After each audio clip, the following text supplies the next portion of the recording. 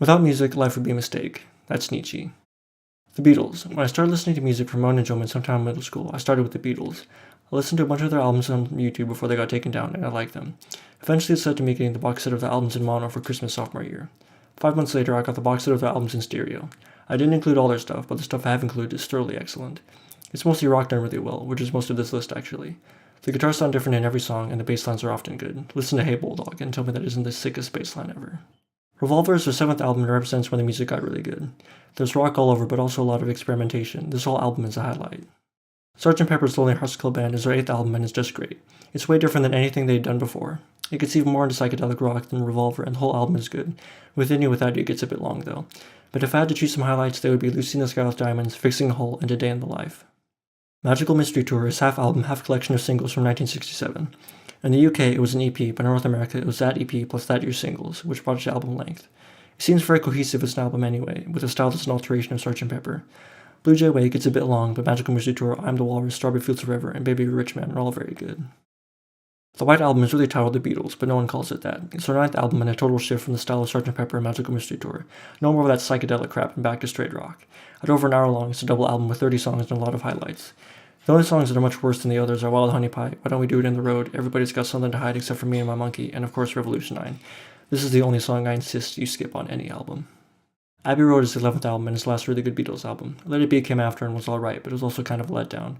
Abbey Road keeps the straight rock feel of the White Album, but it's more produced with about half the songs having some kind of orchestral backing. Anyway, it's a very well done album. Highlights include Come Together and every song after Here Comes the Sun. That would be this one, and all the ones down here. John Lennon's Plastic Ono Band was released the same year the Beatles broke up, and it's pretty emotional and heavy at times, but has a lot of good basic rock too, which I like to hear. I came across it after reluctantly deciding to listen to some of the former Beatles solo work. Highlights include Hold On, Isolation, and Remember. Led Zeppelin. I listened to Stairway to Heaven while in the car on vacation with my family during winter break sophomore year. It sounded cool and the lyrics were mysterious. Between then and next Christmas, I found out what the song was, listened to it on YouTube a bunch of times. I also discovered Kashmir, another epic Led Zeppelin song, and did much the same. I got Led Zeppelin 4 and Physical Graffiti, the albums that contain these songs, for Christmas to New Year, and lucked out when I listened to them and discovered that the rest of the songs were good too. Led Zeppelin 4 actually has no official title. Nonetheless, it's an awesome album with lots of hard rock. Highlights include Black Dog, Stairway to Heaven, and Missy Mountain Hop. Physical Graffiti is their 6th album, and it's a little different than Led Zeppelin 4. Like the White Album, it's a double album with a lot of good songs. Led Zeppelin seems to have the different sounding guitars in every song thing, like the Beatles. Picking highlights for this album is hard, but they might be The Rover, In My Time of Dying, Kashmir, and Boogie with Stu. Band on the Run is Paul McCartney's 5th album after the breakup of the Beatles. Wikipedia was singing its praises, so I gave it a listen and bought it with Lennon stuff for my birthday senior year. As far as I'm concerned, this is the only good thing McCartney did after the Beatles, but it's nothing short of delightful. Just about the whole thing is a highlight, but because it's less words, goes on a bit long. Dreamboat Annie is a debut album by Heart that might be the only album with a female lead singer I'll ever buy. I knew about Magic Man and listened to it a bit on YouTube. I also knew about Crazy on You and bought the whole album in the spring of junior year and it happened to be good, but I had to learn to like the non-highlights. Highlights include Magic Man, Crazy on You, and Sing Child.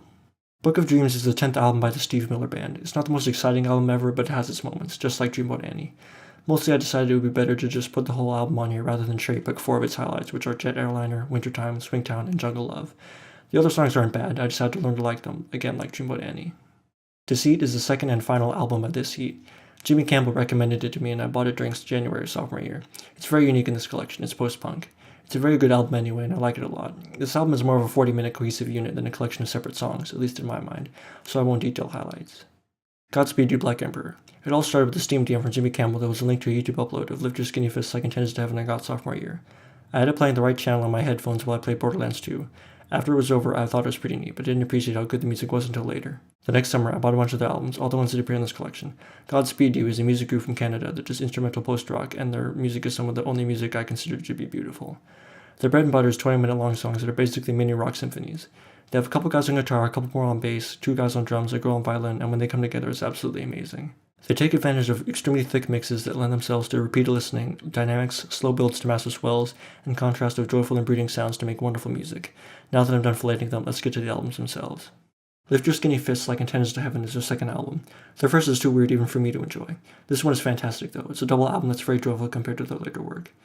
Storm and Sleep are highlights among highlights, but the understated goes a bit long even for me. Yankee UXO is their 3rd album and it's slightly more brooding than the previous one. Unlike Lift Your Skinny Fist, it has no vocal excerpts or weird ambient sections. It's a double album that's more about just rocking out. Highlights include 9:15:00 and Rockets Fall and Rocket Falls. Alleluia, Don't Bend Ascend is their fourth album coming in a whole decade after the last one. It's composed of two 20-minute songs and two 6.5-minute drones mixed in. Melodic is very good, but the other song on the album is my favorite song of all, We Drift Like Worried Fire. This album makes a lot more use of distorted guitar and is pretty different than their previous releases, but is excellent.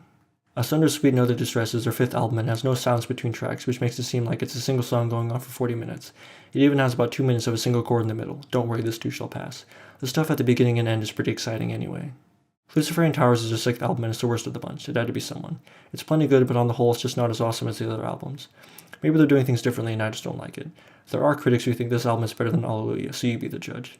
This is composed of two 7-minute songs and two 14.5-minute songs. To make say think, I found these guys while I was looking at the Wikipedia page for post-rock and decided to give them a listen during and after spring break senior year, exploring more music to put on this list. Anyway, their music is remotely similar to Godspeed You's, only it's less epic and I don't like it as consistently. Listening to all 7 of their albums twice, I ended up only buying 2, but those 2 are great. Winter Hymn, Country Hymn, Secret Hymn is their fourth album and it's a nice listen that's modestly joyous throughout and it's shaping out to be a very enjoyable album as I listen to it more and more.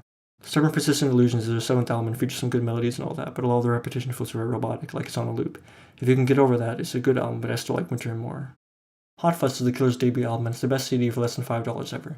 I knew a couple of the hits on it and I listened to those a bit on YouTube. Later I decided to listen to the rest of the album and it turned out to be great, so I bought it February senior year. All the Things That I've Done, another piece of beautiful music, Mr. Brightside, Smile Like You Mean It, Andy You're a Star, and Change Your Mind are all very good. I guess I just like the whole album. Zweihander. I only knew about this guy because I once followed his YouTube channel. He made his own instrumental electronic music to use in his tech videos and it's pretty good. He uses a lot of quick melodies and bass lines to keep the music going and not so boring. Even so, I'd say he'd have to be more than just a pop listener to really like his albums. Earslayer is his first album. It's short and somewhat simple, but it has its moments, like Video Games, Hong Kong, and Tin Nendo. Nitherin is his second album and it's a bit better than the first. Most of the album is good, but here are some highlights anyway. My Teeth, The Train, Sneaky Bastard, The Escape, and To God Created You.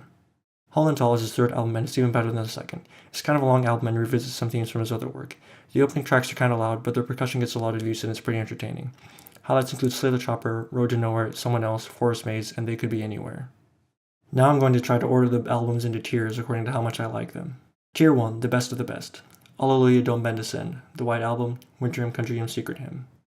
Tier 2, very close to the best. Lift Your Skinny Fist Like Intends to Heaven, Magical Mystery Tour, Yankee UXO. Tier 3, great but not the best. Physical Graffiti, Band on the Run, Led Zeppelin 4, Deceit, John Lennon / Pastacono Band. Tier 4, still good. Asunder, Sweet No Other Distress, Revolver, Abbey Road, Hot Fuss. Tier 5, good every once in a while when I'm in the mood. Sgt. Pepper's Lonely Hearts Club Band, Stubborn Persistent Illusions, Luciferian Towers. Tier 6, instrumental electronica for when you're feeling 8-bit. Hollenthal, Nitherin, Earslayer. Tier 7, okay but they have their moments. Dreamboat Annie, Book of Dreams.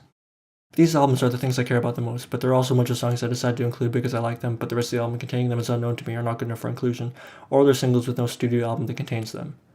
I was a little more frivolous in choosing these, and some are definitely better than others, but they all meet some minimum level of enjoyment for my listening, which every item in this collection is met. How else can I judge music? As such, my judgment is based purely on how I feel while listening. Does it make me want to sing along and play air instruments? Does it make me want to move and dance? Does it make me want to listen again? These are the questions I've decided that are the most important. Now I'd like to talk about music listening in general. First off, when listening to new music, in my opinion, however you'd like to enjoy music is up to you. You should have no distractions. If your mind drifts, you're bound to miss something.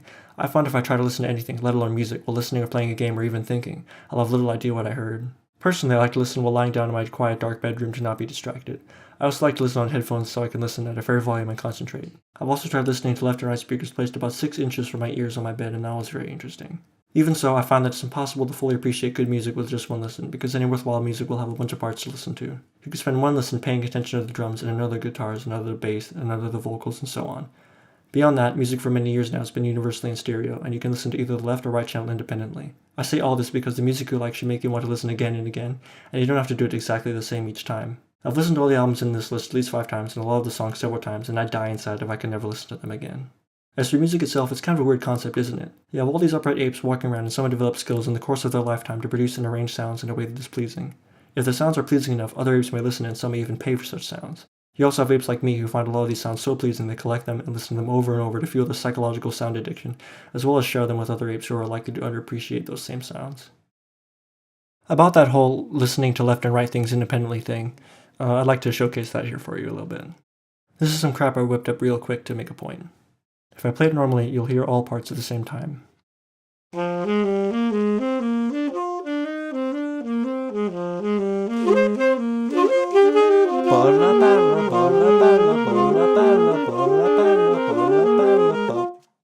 I can play the left and right channels independently to hear not all the parts, but just some, like this. Here's what just the left channel sounds like.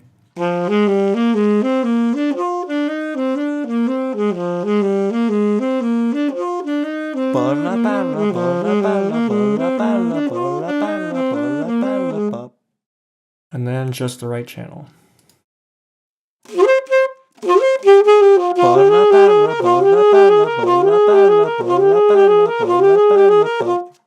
And then if I want to cut out the parts that are in both channels, I can select one of the tracks, invert it, and then combine them.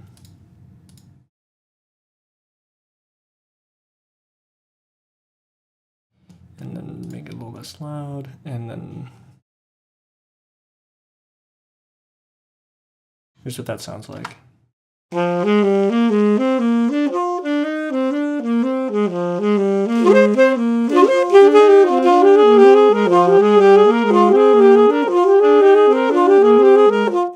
As you can tell, the vocal part that was in both channels is now inaudible.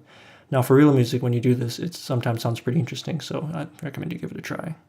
Just some ending notes here, but according to the file properties of the list, I've been working on this since December 10th of last year, and I've been editing it for nearly 36 hours. And for the commentary, I've been working on it since February 23rd of this year for over 14 hours. All right, see you guys.